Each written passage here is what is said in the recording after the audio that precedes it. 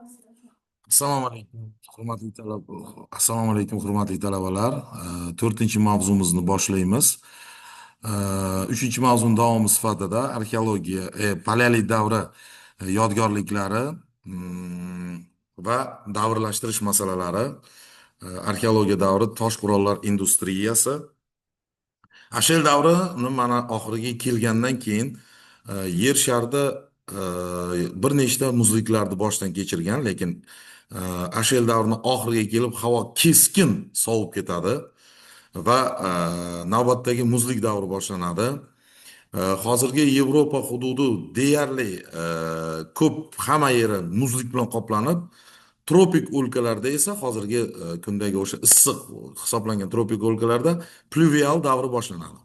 Pluvial so'zi lotincha so'z bo'lib, yomg'ir degan nomi, ya'ni yomg'irlar mavsumi boshlanadi.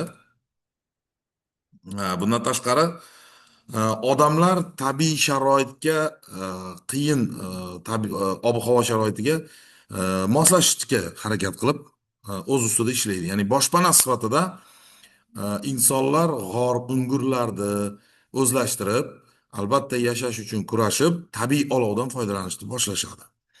Tabiiy olovdan foydalanish insonlar o'rtasida ijtimoiy munosabatlarni keltiradi. Sekin asta termachilikni ahamiyati pasayadi, chunki sovuq o'lkalarda, sovuq iqlimda o'simliklarni o'sishi keskin kamayadi. Insonlarda ratsionida, ya'ni oziq-ovqat ratsionida ovchilikni ahamiyati oshadi. Ya'ni yashash uchun kurash, odamlar o'sha juda ham qiyin iqlimga ko'nikish. Bir tomondan insonlar mana shu yirik hayvonlarni to'da bo'lib ovlash zaruriyatini e, ga tushunadi va endi oldinlari bir nechta kishi yoki bo'lmasam o'nlab kishi ovlarda ishtirok etgan bo'lsa ham, endi yuzlab insonlar ovlarda to'da bo'lib ovlash sharoiti tug'iladi.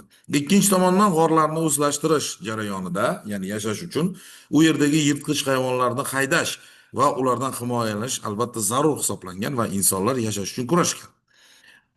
İlk paleolit davri yodgorliklari bugungi kunda O'rta Osiyo va Qozog'istonning hududida agar sanaydigan bo'lsak 20 dan ortiq topilgan. Toshkent viloyatida, Toshkent vohasida Boltag'or, Ko'lbuloq, Qizilolma, Toshsoy yodgorliklarini misol qilib keltiramiz paleolit, ilk paleolitda. Buxoro viloyatida Uchtut madaniyati yodgorligi, Farg'ona vodiysida Seling'ur, Chashma va So'x yodgorliklari aynan ilk paleolit davri yodgorliklari hisoblanadi, sanaladi. Endi Seling'ur g'ori Farg'ona shahridan janubiy g'arbda, hozirgi So'x tumani hududida joylashgan. Bu g'or 50-yillarda oxirida, 20-asrning 50-yillarda Aleksey Pavlovich Okladnikov tomonidan o'rganilib ochilgan. 80-yillarda akademik o'zbek arxeologi, paleolitshunos olimi O'tkir Islomov boshchiligida bu yerda qaytadan qazuv ishlari va tadqiqot ishlari olib borilgan. Tadqiqot ishlari 80-yillargacha davom etib, hozirgi kungacha ham davom etib kelmoqda. Goh-gohida bu tadqiqotlar natijasida 20 va 40 santimetrdan iborat 5 ta madaniy qatlam aniqlandi. 5-chi qatlam Ashel davriga mansub bo'lib, bu yerda qo'l cho'qmori topildi. U olimlar fikricha ajdodlarimiz tomonidan ishlatilgan eng qadimgi qo'l cho'qmori, ya'ni Markaziy Osiyo hududidan topilgan. 3-chi va 2-chi qatlamlarda odamning, insonning yelka suyagi, antropologik ashyo, yelka suyagi, bir qismi bosh suyagini, bir qismi va ondan ortiq tish donalari topilgan. Antropologlar ularni tadqiq qilib Ashel davrida yashagan arxantroplar deb e, taxmin qilishyapti. Ularni yashagan davri 1.900.000 yillik bilan e, xarakterlanyapti, ya'ni. E, Bir nechta tish qoldiqlari topilib o'rganilganda, bu taxminan 35-40 yoshlik odamning tishlariga aniqlandi. Bitta tish esa ayol kishiga mansubligi aniqlandi. 2000-yillarda Selog'ur va Obishil g'orlarida arxeologik qazishmalar, ya'ni Rossiya, Qirg'iziston va Germaniya bilan qo'shma xalqaro ekspeditsiya tashkil qilinib, e, rus olimlarini taxminicha, Rossiya olimlari bilan o'z olimlar taxminicha bu yosh sanasi bu yodgorlikda 126 ming yil deb baholandi. Bu yerda ko'plab e, hayvon suyaklari qoldiqlari, e, hayvon suyaklarini qoldiqlarini e, zoopaleontologlar tadqiqot natijasida ko'plab o'sha bug'i, ot, jayron, e, quyon, ayiq va boshqa kemiruvchilar va qushlarni suyaklarligi aniqlandi. Mana o'sha mashhur Selangor g'oridan topilgan qo'l cho'qmari, bu esa Selangor g'origa kirish.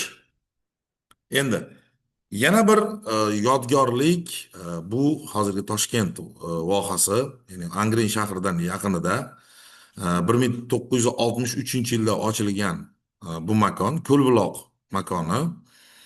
Bu ko'lbuloq ochiq tarzdagi ko'p qatlamli makon bo'lib, paleolit davriga oid.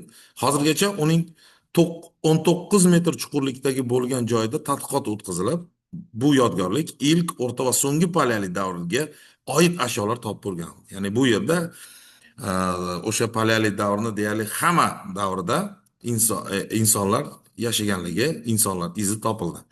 Bu yerdan 49 ta madaniy qatlam topilib, bu topilgan e, madaniy qatlamda nukleuslar, paraqalar, qo'l cho'qmorlari, sodda tosh qirg'ichlar, o'ziga xos ko'mir qoldiqlari, kul qoldiqlari va har xil hayvon suyaklari topilgan.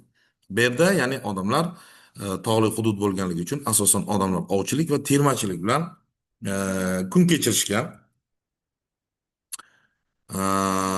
Mana Ko'lbuloq makonini hozirgi holati, ya'ni Ko'lbuloqqa asoslangan yodgorliklar, topilgan materiallar asosida hatto 2003-yili Ko'lbuloq makoni moddiy manbalar asosida hatto ilmiy konferensiya ham o'tkazilgan xalqaro.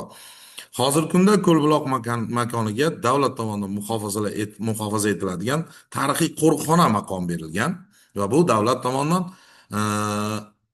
asrab avaylash, kelajak avlodimizga qoldirish maqsadida bu yerda maxsus qo'riqxona tashkil qilingan.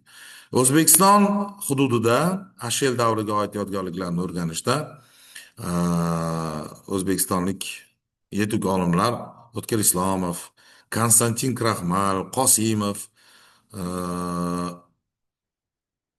Omonjulov kabi olimlar tadqiqotlari diqqatga sazovor. Endi biz keyingi mavzumiz o'rta paleolit davri yodgorliklari. Siz bilan keyingi 5-chi mavzuda ko'rishamiz va o'sha yerda sizlarga dastavval o'rta paleolit davriga oid yodgorliklarni to'g'risida tushuntirishlar beraman.